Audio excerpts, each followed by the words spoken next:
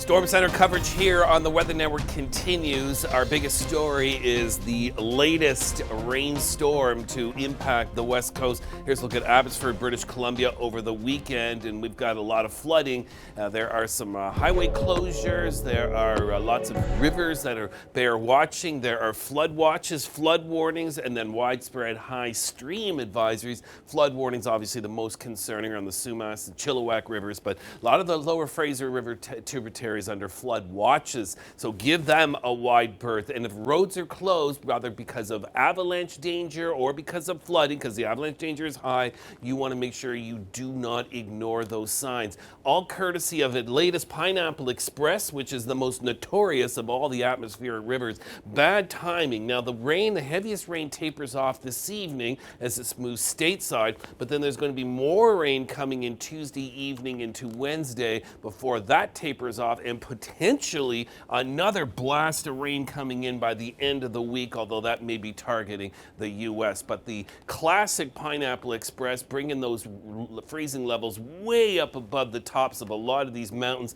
meaning it's raining there. So rain plus snow melt means that we're going to be looking at potentially more flooding concerns. Just the rain from today and tomorrow night and Wednesday.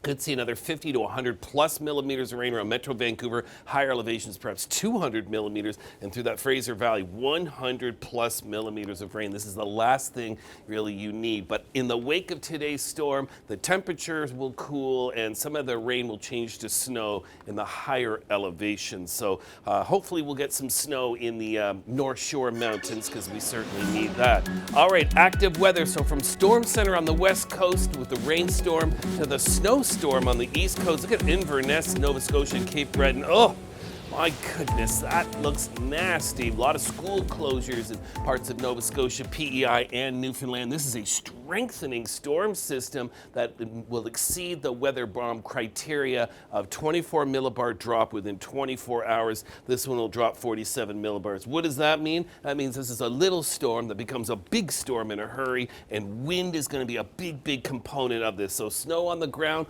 whipping around. Snow falling sideways, poor visibility. A lot of school closures, road closures are certainly possible. 20 to 40 centimeters. Places like Gander, Grand Falls, Windsor, Bay of Exploits, Buckens in the interior, some of the hardest hit areas. St. John's, not as much snow, but you're going to be into some very strong winds. So blizzard conditions expected for central areas of Newfoundland and portions of the northeast as well. Meanwhile, in St. John's, those wind gusts tonight could exceed 130 kilometers per hour. So that means power outages. There's no ferries running today between Nova Scotia and PEI. Marine Atlantic is being impacted, and call ahead for flights if you're expecting them to come or to arrive or depart.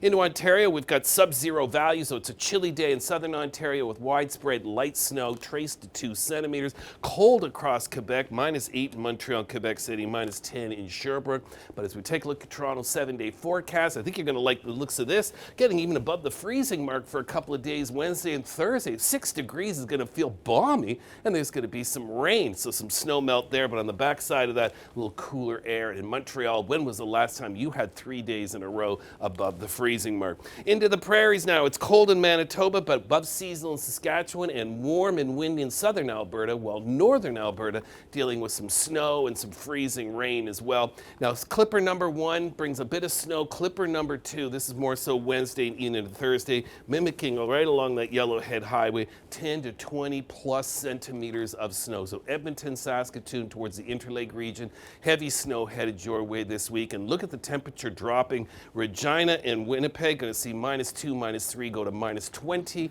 And Edmonton, you got a big drop in temperatures. And when it's really cold but it's sunny, one of the best things you get to see are the sundogs, like here in Whitehorse, Yukon, where it has been absolutely frigid, and today is no exception. And again, we're going to see a lot of colder air return across portions of Western Canada and eventually across the Great Lakes once again too.